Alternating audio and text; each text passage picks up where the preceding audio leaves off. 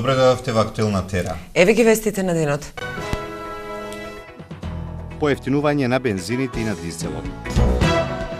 Продажбата на ФКП Елистер на седница на Совет.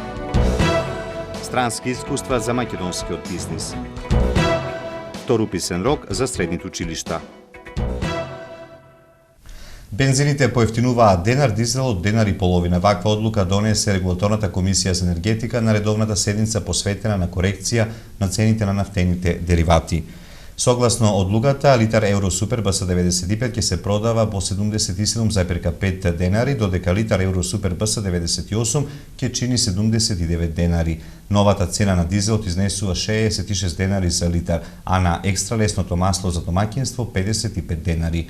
Малопродажната цена на мазутот се намалува, со што новата цена ќе изнесува 38,620 денари за 1 килограм. Продажбата на фудбалскиот клуб Елистер ќе се најде в среда на седница на Совет на општина Битола. Советниците ќе треба да дадат овластување на градоначалникот за склучување договор за продажба. Стево Башировски.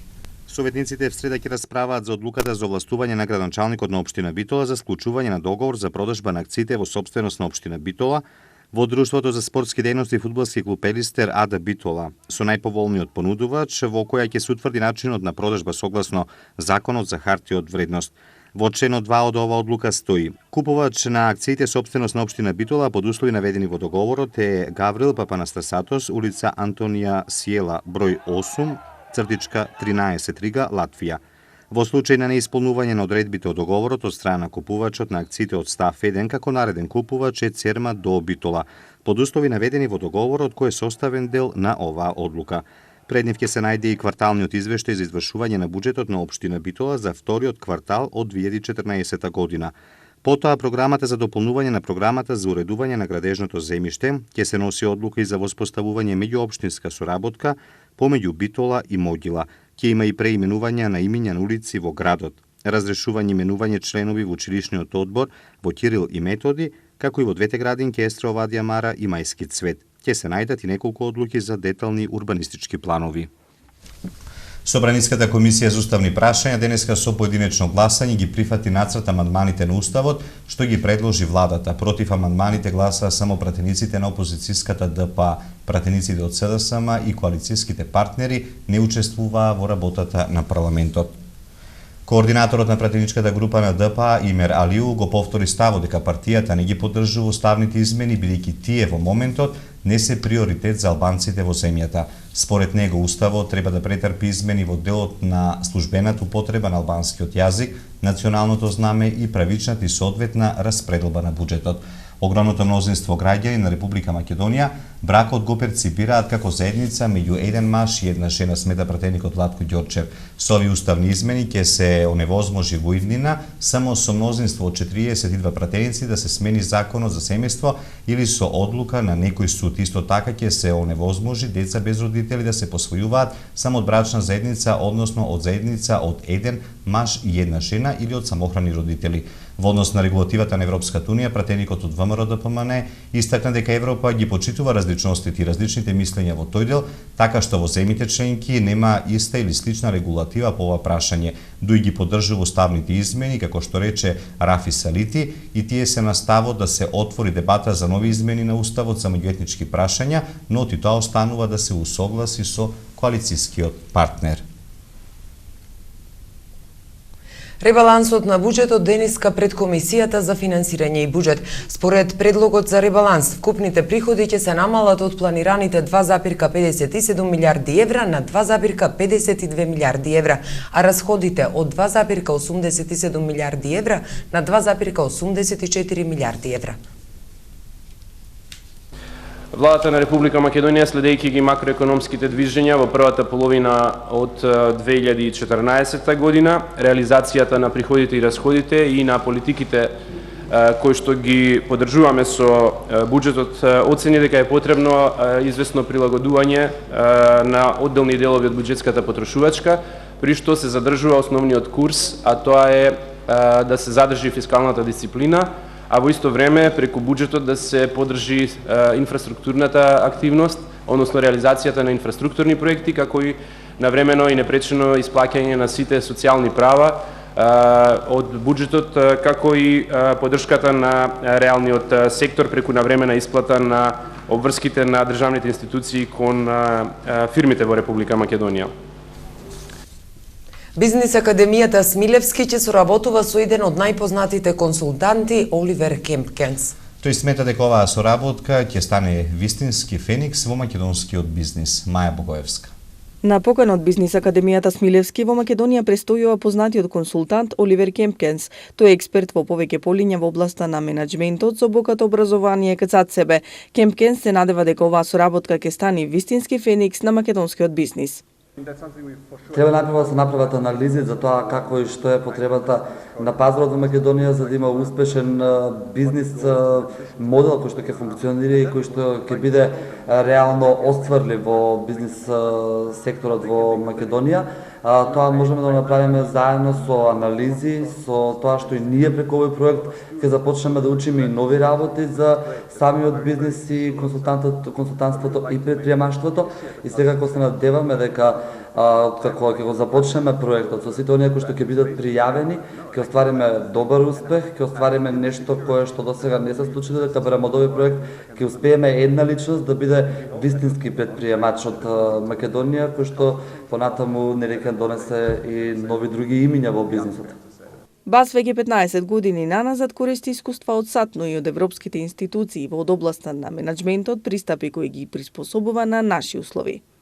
Ние во оваа соработка досега со господинот Кемпкенс сметаме дека нашата консултантска методологија за организацијски промени, која што и како студиска дисциплина и како практика практикуваме, е мощно компатибилна со нивниот концепт на креативно размислување, предприемаштво, иновативност и дека тие две методологии можеме тука да ги комплементираме и заеднички развиваме проекти во кои што ќе менуваме свеста на младите, средношколци, студенти и иноватори во организациите, за тоа дека може и во вакви тешки услови да се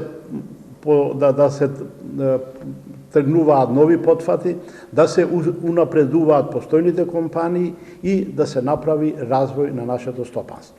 Тоа е она кое што е наша идеја и за која што во наредниот период ќе развиваме и конкретни проекти со компанијата на господинот Кемпе. После состанокот заклучокот беше дека имаат многу заедничко. Од тоа ќе произлезе проектот Агнито, проект за високото образование. Дали средните училишта ќе добијат согласност за намалување на поените за запишување на ученици и по денешниот втор уписен рок? Чекаат одговор од Министерството за образование. Весна Шеровска. Денеска е вториот уписен рок и нова можност за осмоделенците кои не се запишаа во средно на пријавувањата во јуни. Министерството за образование и наука изврши измена на конкурсот за запишување ученици во јавните средни училишта за учебната 2014-2015 година. Првично требаше да се одржи вториот уписен рок на 21 овој месец, а друга новина е тоа што не се знае дали ќе има трет уписен рок за сите осмоделенци кои од разни причини не успеат да се запишат и во текот на денешниот ден. За запишување на ученици во прва година, во досегашниот конкурс за упис на ученици во прва година, беше нагласано дека учениците можат да се запишуваат во еден уписен рок во јуни и еден уписен рок редовен во август. Од оваа учебна година, после тие два редовни уписни рока, има измени во начинот на запишување на ученици во прва година, треба да се поднеси барање за добивање до Министерството за образование и наука, барање за намалување на поените за упис на ученици во прва година во учебната 2014 и 2015 година. Според податоците на Министерството за образование и наука, во вториот августовски рок има вкупно 20.089 слободни места. Од нив 13.347 се за настава на македонски јазик, 5.969 на албански, 739 на турски и 34 на српски наставен јазик. Во долната гимназија слободни места има на сите смерови. Слободни места имаме скоро во сите насоки во нашето училиште, меѓутоа некако учениците како да имаат најповеќе желба да се запишуваат на сообраќајната струка, каде што имаме техничар за патен сообраќај и техничар за транспорт и шпедиција. Даваме дека она што ни е предвидено со огласот за упис на ученици во оваа учебна година, дека ќе исполниме број на паралелки. Резултатите од запишувањето и слободните места идните средношколци ќе можат да ги видат утре на огласните табли во училиштата. Еве што ќе гледате во продолжението на Актуел. Со Љубојна заврши културното лето во Новација. И за други теми по кусата пауза, останете со нас. Вашето мислење нам ни е важно, затоа што Тера телевизија е на страната на гледачите. Искажете ги вашите ставови на нашиот веб-портал tera.mk. Прашањето за оваа недела гласи: дали го користите бесплатниот железнички превоз? Да? Не.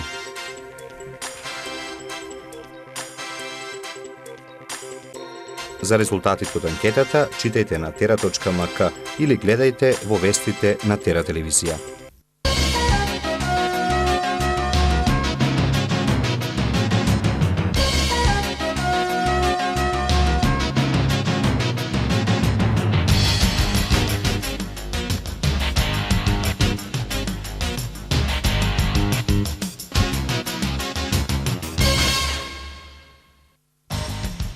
Седумте нацрт амандмани на измени на Уставот и ребалансот на буџетот денеска се на дневен ред во собрание. Двете важни прашања ќе се разгледуваат без присуство на опозицијата, освен на пратениците кои не ги вратија мандатите. Согласно со законот за празници, 28 август, четврток, Успение на Пресвета Богородица или Голема Богородица е неработен ден за граѓаните од православна вероисповед. Познатиот македонски фолк и поп пеач Јанко Узунов почина вчера на 63 годишна возраст. Узунов починал ненадејно додека бил на семеен одмор во Берово. Земјотрес со сила од 6,5 степени синоќа погоди слабо населена област во централниот дел на Перу, објави Американскиот сеизмолошки институт. Францускиот премиер Мануел Валс поднесе оставка пошто францускиот претседател Оланд побара од него веднаш да состави нова влада. Времето во Битола и регионот до крајот на неделата ќе биде претежно сончево со температури до 31-от, односно до 34-тиот степен.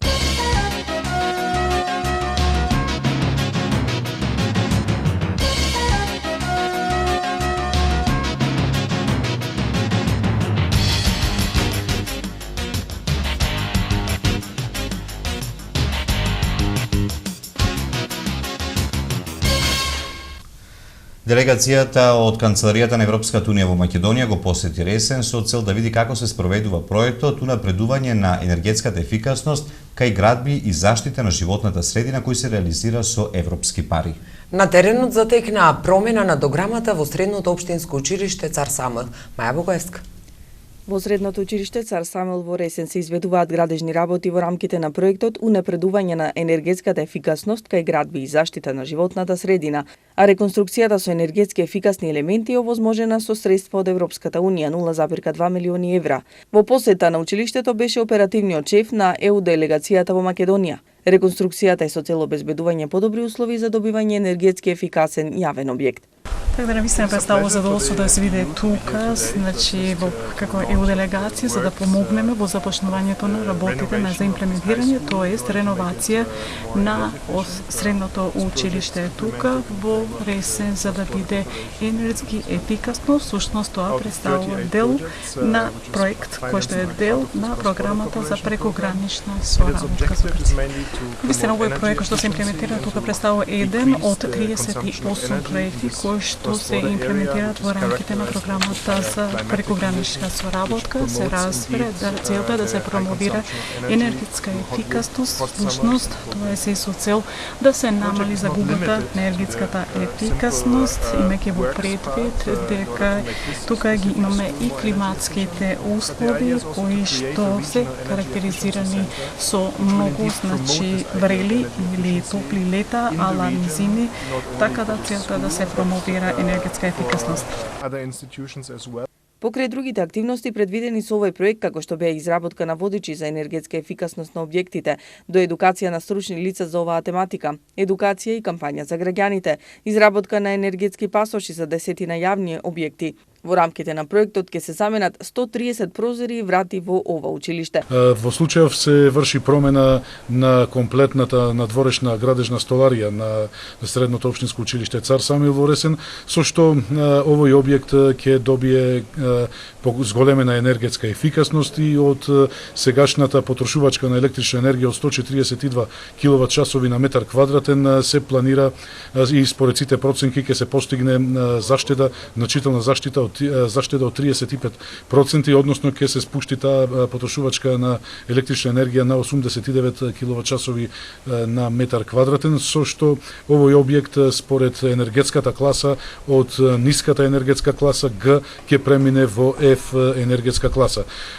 Програмата, односно прозорите кои што беа во функција допред некој ден беа стари од 1936 година и само со самото поставување на првите прозори се осети веднаш дека има и каква разлика.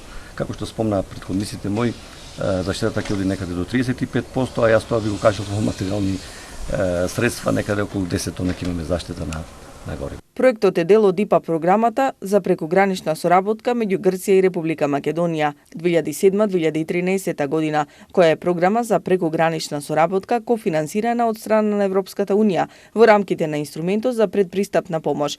Програмата се фокусира на промовирање на одржлив економски и социјален развој во пограничните области, поддршка на соработката во решавање на заеднички предизвици во областите како што се животната средина, природното и културното наследство и јавното здравство. Која е улогата на жената во општеството? Сегментот на модата представен на кукли во костими од периодот на 19-тиот век до современоста. Вака музеот Русе од Бугарија се представи пред битолската публика. Весна Шеровска. Во рамките на Битолско културно лето се одржа изложбата Жените во општеството на регионалниот историски музеј од Русе, Република Бугарија.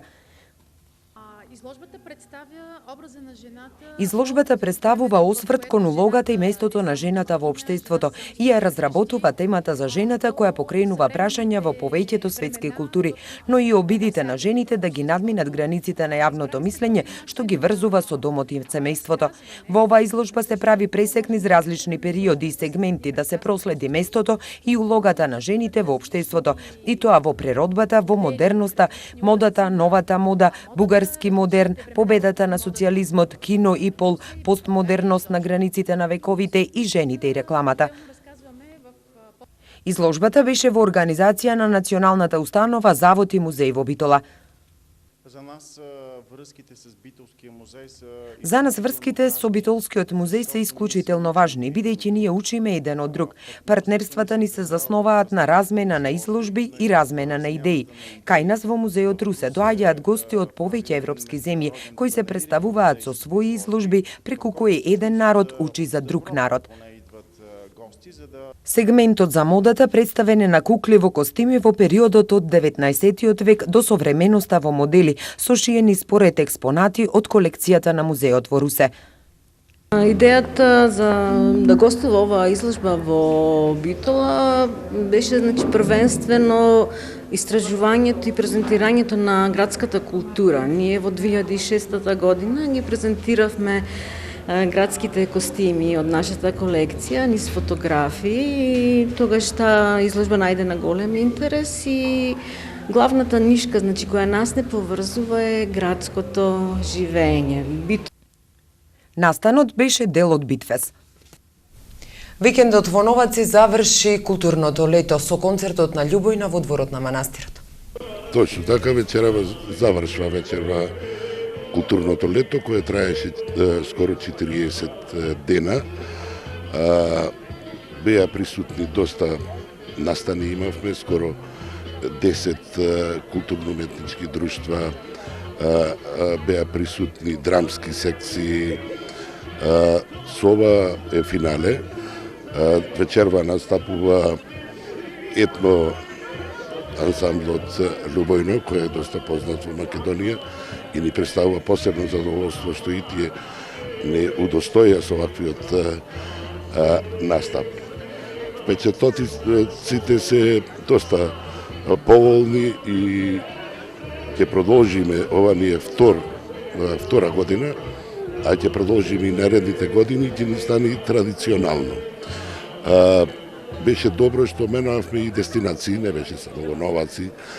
Имавме настапи во другите села, конкретно во Добромир, па тука во дворот на општината, па еве во манастирот.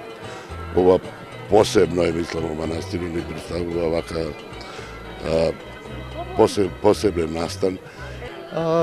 Културното лето Новаци 2014 година, ова година му понуди доста квалитетна програма на граѓаните на општина Новаци и на околното населено место. Програмата сама по себе вклучува доста квалитетни културни настани, распоредени во два циклуси, културни настани кои што се одржаа во месец јули и културни настани кои што се одржаа во месец август.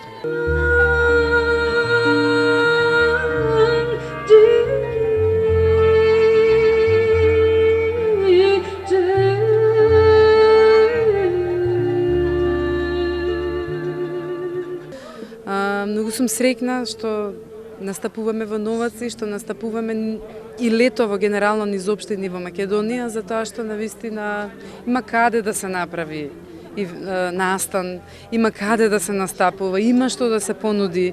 И среќна сум што оваа година еве и македонската јавност се повеќе запознаена со културните случувања во текот на летото. И луѓето веќе се закреват и од поблиски, од подалечни места, специјално користат викенд за некој културен настан. Особено ми е драго што толку луѓе дојдоа во Новаци, што ќе бидат со нас. Јас сум прв пат тука, не сум била досега, иако сум битолска сна, вака јавно да си кажам. Но во оваа опуштена атмосфера сигурно ќе уживаме сите.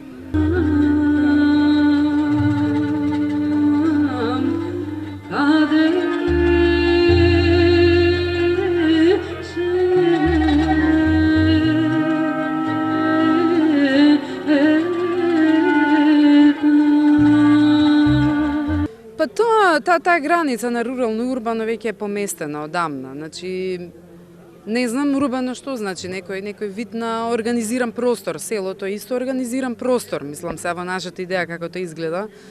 Луѓето веќе секојдневно живеат, мигрираат, веќе не е таа некоја затвореност, јас не гледам добро, овие општини се помали, да, од секој аспект, нели, се има помалку, но тие се луѓето одат работат во Битола, одат работат во Рек, исто како и луѓето од Битола, значи не гледам некоја, веќе замина тоа време на град село. Од друга страна, луѓето почнуваат да се навикнуваат на концерти, на своја музика, на македонска музика. Значи, тука не зборувам само за еден вид на сцена, така, што доскоро го немаше. Ако се сеќавате, лани имаше наплив само на артисти од екс-ју просторите. Значи, не е сега, секој има своја публика, нели? Се е добре дојдено, но многу е добро кога, нели, си ја поддржуваме сопствената култура, кога веќе има толку многу богата музика.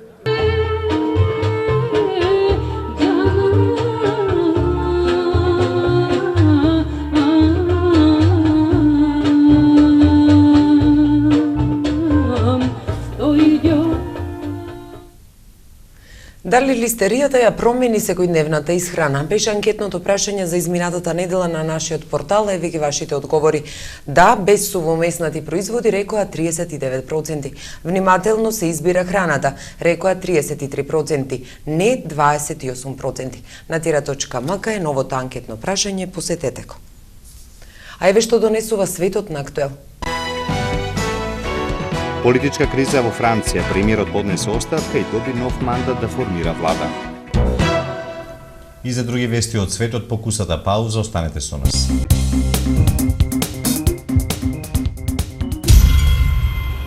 Диџејот Том Нови ја забавуваше 10.000-ната публика на манифестацијата Широк со какво бело. Заврши 9-тото издание на Акто. Премиера на представата Убиството. 25 години постоење на Конзул Керамика. Наскоро Самерфест во Битола, пена парти. Францускиот премиер Мануел Валс, кој поднесе оставка на својата влада, појасни дека тоа го сторил поради тоа што министерот за економија Арно Монтебур ја минал црвената линија која ги нападнал владините мерки за кои тврди дека го задушуваат економскиот раст. Премиерот Мануел Валс поднесе оставка на социјалистичката влада на председателот Франсуа Оланд, кој од него пак побара веднаш да се состави нов кабинет. Новата влада би можела да биде формирана уште утре, согласно насоките на земјата кои што ги одреди председателот, се вели во сопштението на Елисејската палата. Оставката на владата уследи ден откако министерот за економија Арно Монтебур остро ги критикуваше економските политики на владата на Франција. Монтебур исто така во неделата во интервју за францускиот весник Ла Монт остро ја критикуваше економската политика на Европската унија, која според него е форсирана од Германија, истакнувајќи дека Париз повеќе нема намера да ја следи. Русија ќе прати нов хуманитарен конвој во Украина. Русија планира да испрати нов хуманитарен конвој во источна Украина во текот на наредните неколку дена, најави министерот за надворешни работи на Русија Сергеј Лавров. Тој потенцирал дека хуманитарната состојба во тој дел на Украина се влошува. Лавров вчера му испратил писмо на неговиот украински колега со цел да се постигне договор за сите услови во однос на испорачувањето на помошта. Русија тврди дека во првиот конвој испорачале генератори, храна и пијалоци. Неговиот влез на украинска територија не беше одобрено од украинската влада, ниту пак камионите беа придружени од представници на Црвениот крст, како што беше претходно договорено. Германија ја осуди парадата со заробените украинци во Донецк. Германија ја осуди акцијата организирана од проруските сепаратисти во неделата во Донецк, кога во центарот на градот беа поминати десетици заробени украинци. Мартин Шефер, портпаролот на Министерството за надворешни работи, беше запрашан за време на пресконференција дали телесната придружба со бајонети и автомати на заробените противници може да се смета за воено злосторство. Многу е веројатно да е така, одговори тој. Тоа е апсолутен невкус и едноставно не се прави така, додаде тој, цитиран од Ројтерс. На така наречената антифашистички митинг против нацистичката власт во Киев, сепаратистите помина околу 80 луѓе на централниот плоштад Ленин, каде што беа напредувани од насобраните неколку стотици луѓе. Израелските авиони ја бомбардираат Газа, палестинците возвраќаат со ракети. Израелските борбени авиони во текот на изминатата ноќ гаѓаа објекти во појасот Газа, соопшти израелската армија. Израелското воено воздухопловство соопшти дека синоќа е уништена лансирана рампа за истрелување ракети, од која бил гањан Ерусалим. По релативно мирната ноќ од утринава во Тел Авив повторно се слушнаа сирените за воздушна тревога. Најмалку 7 ракети паднаа на неизградена територија во граничната зона со појасот Газа, соопшти израелската телевизија. Американскиот новинар Тео Кертис, кој пред 2 години беше киднапиран во Сирија, е ослободен, изјави американскиот државен секретар Џон Кери. Кери истакна дека Соединетите американски држави ги користат сите дипломатски, разузнавачки, војни средства што се на располагање со цел да обезбедат ослободување и на други американци киднапирани во Сирија. Според американските власти, Петер Тео Керис од Масачусетс бил киднапиран од сиријска група поврзана со Ал-Каида. Сега и за времето во наредните денови.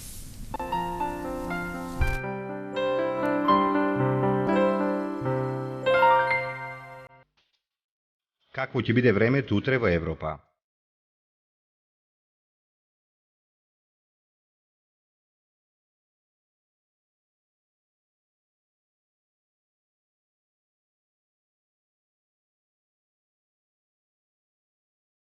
За времето утре на Балканот.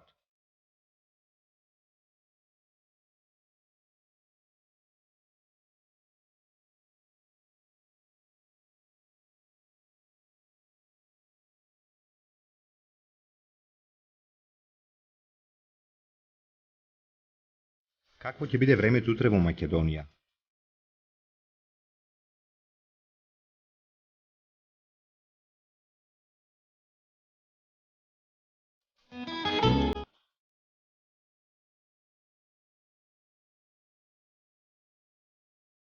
Следува временската прогноза за времето утре во регионот.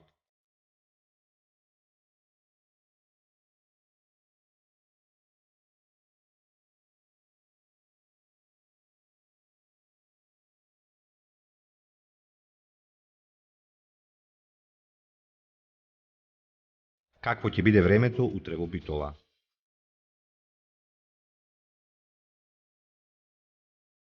Следува временската прогноза за следните денови во Битола.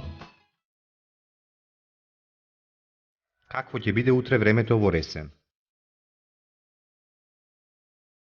Следува временската прогноза за следните денови во Ресен. Евеа прогнозата за времето утре во Прилеп. Какво ќе биде времето во наредните денови во Прилеп? Какво ќе биде времето утре во Тичево? Следува временската прогноза за следните денови во Тичево.